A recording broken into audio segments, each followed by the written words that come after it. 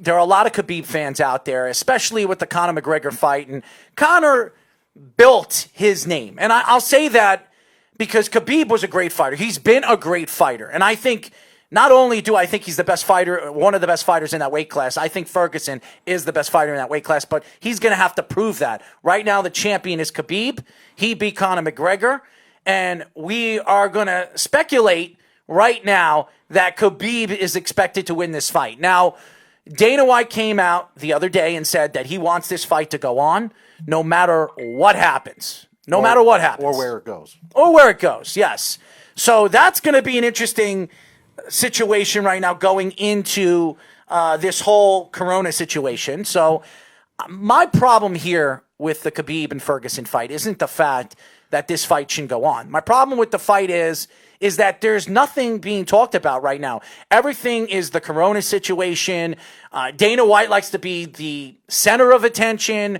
If he's not going on social media and talking about what the UFC is going to do that other organizations aren't doing, is they're going to keep moving forward and they're going to keep having their fights and they're going to do whatever they have to do to get these fights in. Well, the biggest thing is right now, if they're really going to promote this fight, and as he's making it seem, the fight's still going to continue, they're not doing any promotion whatsoever.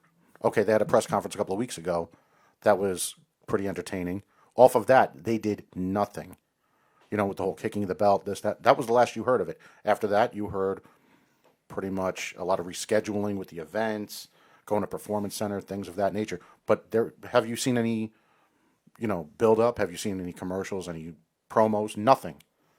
No, they usually do things on YouTube. They have these special, I forget what they call it. They have embeddeds and stuff like that. Yes, the embeddeds. Yes. And even with that, I understand that people, having a hard time training and such, but you don't even see those little 30-second snippets where they have, the fight poster or what looks like the fight poster come up, with the fight coming up. They're not doing anything, which almost makes you think, does Dana really think the fight is going on? He's saying it is, but does he really think it is going on? I don't think he does. Well, obviously, right now what's going on, and you see what's going on with Corona.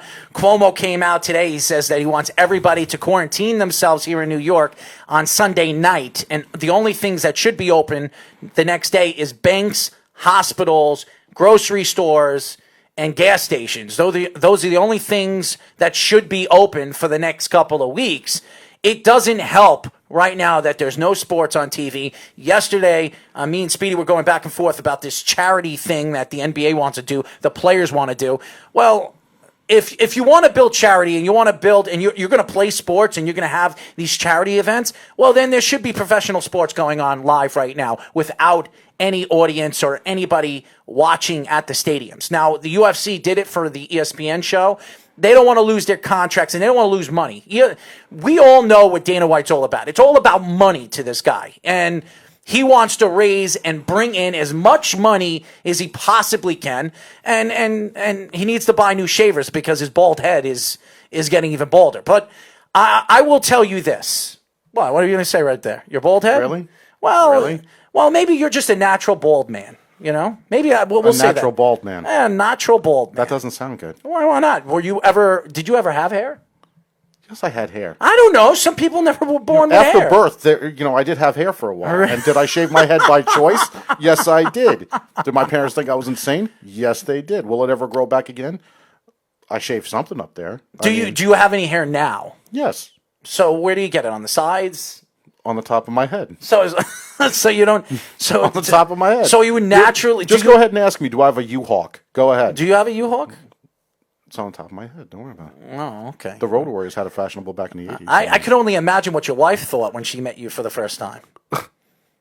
Match made in heaven. Match made in heaven, huh? Love at first sight. Oh, yeah? Love at first sight. I have to get her on the show one of these days. Love at first sight. That would be funny. That would be definitely funny how you guys met. And actually, your pickup line on how you drew her to you. I didn't need a pickup line. What, you didn't? Oh, so wait a second. Before we get back into this, because this is interesting. So she picked you up. She actually did. She really did. She walked up to you and said, "Hey, man," or "Hey, sexy, come to me. I want to hang out with you." What did she? What was the pickup line that she used that dragged you? She didn't need a pickup line. She didn't need a pickup line. Well, It was just like a hello, and that was it. Hello, that's it? Yeah. Hey, how are you? Well, you're In going all out with honesty, me and I'm tomorrow. not ashamed of it. I met my wife online. She found me. Oh, what did you meet her on? Tinder? No. POF? What the hell's POF? Oh, Plenty of Fish? Actually, I did. I did. You met her on Plenty Swear of to Fish. God, as God is my witness, I'm at work, and somebody said it favorited me. I didn't even know that Really? existed. And all of a sudden, that was it. Is she from Queens? Yes. Okay, so I was living in Jersey at the time. and now I know your kids from your first marriage is My oldest daughter lives in Jersey. right. And my youngest lives with us. But yeah, I moved to Queens. Interesting. Really interesting. I don't have anything interesting from that. My life is not interesting. I used to it drive really isn't. 70 miles one way for a date. Really? Yeah. Oh, obviously she was worth it. Without a doubt. There you go. But I to me, getting back into the Ferguson and Khabib fight, I've grown. Ferguson has grown on me. You know, after the ACL and MCL tear, and he didn't go to physical therapy, he trained himself. He trained his knee. He got his knee back into shape, and he was back in the octagon. You still believe that he magically healed it? I on do. his own? I do believe that. I think he's crazy. He willed his ACL to just fuse together. I think he's a little crazy, so I would believe it. What gave that away? Nervous breakdown? Nervous breakdown, leaving his wife and his son in a car in the middle of a highway and running around saying that there's aliens that are going to attack us or we're all going to die. I mean, maybe he's right with this coronavirus. That was his opinion. But okay. well, he might be right. I mean, the coronavirus is here, so we don't even know when it's going or it's going to go away. We don't know. We got to stop using that word. Why? Why, you want to let him in a line? The one that sounds like, Not a corona? Isn't it getting tired? Aren't you tired of hearing it? I am. Aren't you tired of talking about it? But that's why, hey, listen, we're on this show because of the coronavirus. And you're going to say, what are you talking about? Well, we're occupying the fans right now that don't get an opportunity to watch sports or even check out MMA right now, because if you're going to watch a replay of a fight, you practically know what's going to happen, so why even watch it? Good point.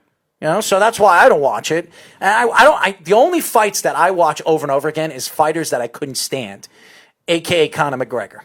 When Khabib choked him out, I watched that fight over and over again because I just have joy watching him choke to death. I really do. And then Khabib going outside in the audience, in the fans, and beating up Dennis and all those guys. trying to beat up his team. It was really, really cool. I love Khabib for that. But to me, this Khabib-Ferguson, there's no draw up to this fight. There really isn't. No. I feel bad for Ferguson because Ferguson doesn't get any spotlight on himself.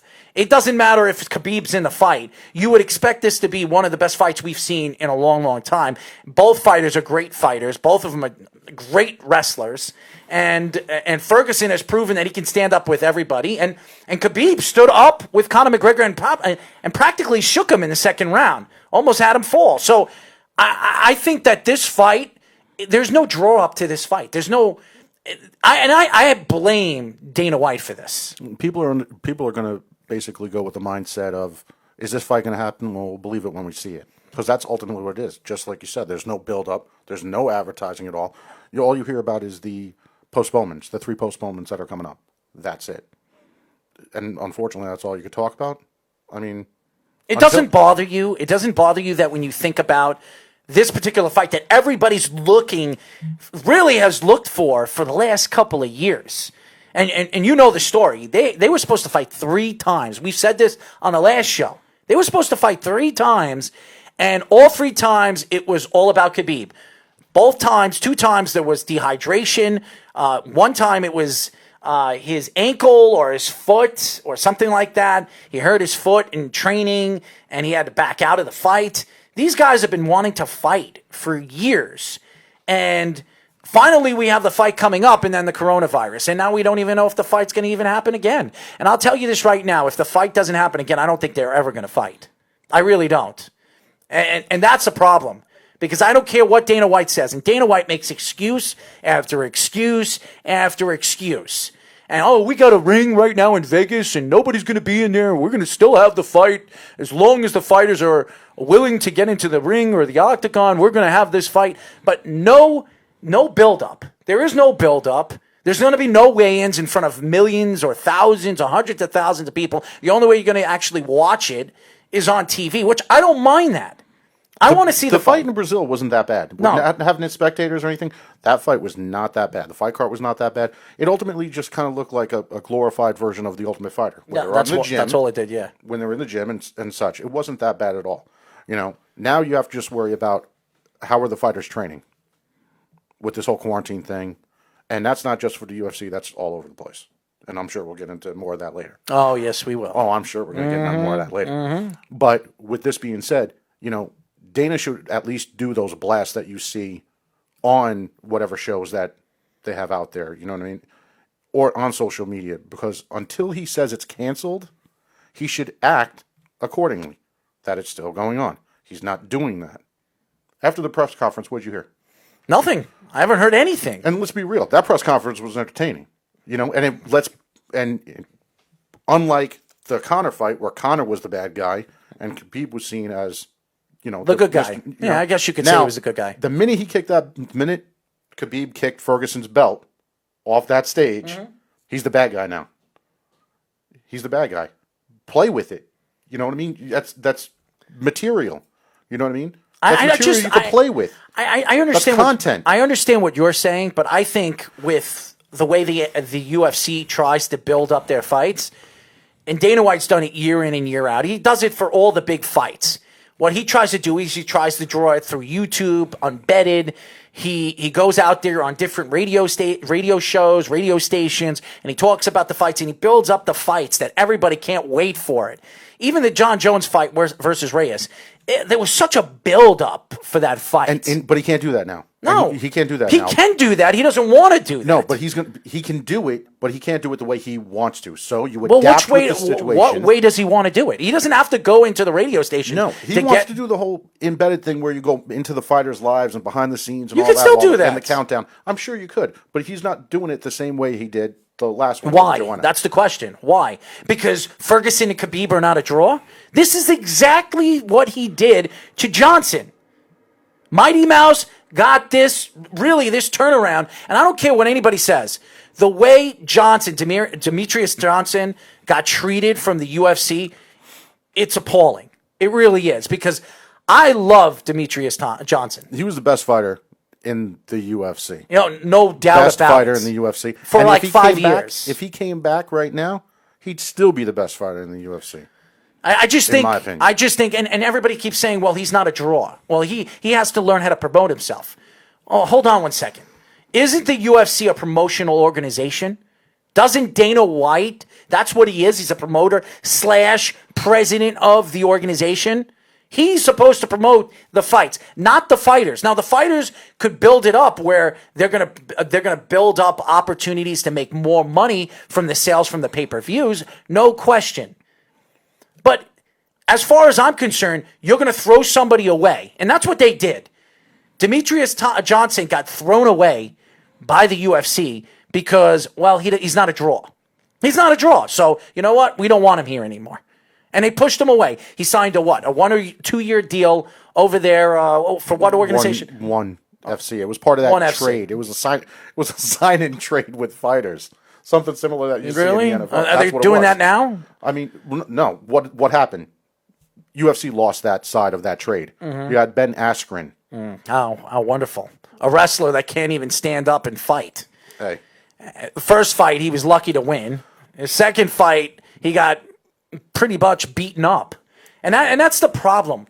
The UFC is trying. They're trying so hard to find, and we've said this over and over again, they're trying to find that next superstar. Reyes is a great fighter. Reyes could have won that fight against John Jones, but John Jones proved why he is the champion. The last 2 rounds, he dominated the fight. And if you don't win the last 2 rounds, you're not going to win that fight against the champion.